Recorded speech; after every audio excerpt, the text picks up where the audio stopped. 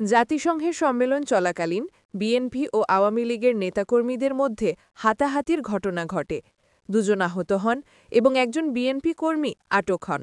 হাতাহাতি ও সংঘর্ষের ঘটনা নিউ ইয়র্কের আইনের আওতায় পড়ে, যা পাবলিক অর্ডার বিঘ্ন এবং আক্রমণের অভিযোগ হতে পারে। নিউ ইয়র্ক পুলিশ ঘটনাটি নিয়ন্ত্রণ করে এবং আহতদের চিকিৎসার ব্যবস্থা করে। এই ধরনের সংঘর্ষে সংশ্লিষ্টরা পাবলিক প্লেসে মারামারি এবং জনশান্তি বিঘ্নষ্টের অপরাধে অভিযুক্ত হতে পারে। আহতদের পক্ষে সিভিল মামলার সম্ভাবনাও থাকে, যেমন ক্ষতিপূরণের দাবি। পুলিশ কর্তৃক আটককৃত কর্মীর বিরুদ্ধে ক্রিমিনাল চার্জ হতে পারে। বিএনপি কর্মী রিয়াজ রহমান ছাত্রলীগ নেতা হৃদয় মিয়াকে থাপ্পয় মারেন, যা হাতাহাতিতে রূপ নেয়। আহত নেতাকে হাসপাতালে নেওয়া হয়। আওয়ামী লীগের পক্ষ থেকে অভিযোগ আসে যে বিএনপি কর্মীরা ড. ইউনূসের সমর্থক হৃদয় মিয়াকে লুটপাট ও আক্রমণ করেছে।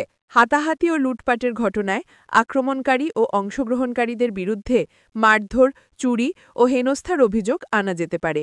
এই ধরনের অপরাধের জন্য স্থানীয় পুলিশের মাধ্যমে মামলা দায়ের করা সম্ভব। এছাড়া আন্তর্জাতিক মঞ্চে এ ধরনের ঘটনা বাংলাদেশের ভাবমূর্তি ক্ষুণ্ণ করে, যা কূটনৈতিক বিবাদ সৃষ্টি করতে পারে। আওয়ামী লীগ হামলার বিরুদ্ধে মামলা ও বিচারের দাবি জানায়। তারা বলছে, এই ধরনের ঘটনা জাতিসংঘের সামনে বাংলাদেশের সম্মানহানি করছে এবং অপরাধীদের শাস্তি দিতে হবে। আন্তর্জাতিক স্থানীয় আইন অনুযায়ী জাতিসংঘের আশপাশে সংঘটিত অপরাধের তদন্ত ও বিচার স্থানীয় প্রশাসনের দায়িত্ব। তবে সংশ্লিষ্ট দেশের কূটনৈতিক কভারেজ ও আইনি প্রক্রিয়া জটিল হতে পারে। বাংলাদেশ সরকার বা জাতিসংঘের মাধ্যমে আইনি সহায়তা প্রাপ্তি সম্ভব। বিএনপি ও আওয়ামী লীগ দুই পক্ষই নিজেদের অবস্থান কঠোরভাবে ব্যক্ত করে।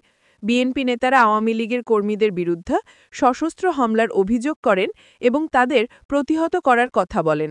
আওয়ামী লীগ নেতারা বিএনপির কর্মীদের বিরুদ্ধে হামলার অভিযোগ তুলে আইনি ব্যবস্থা নেয়ার হুমকি দেন।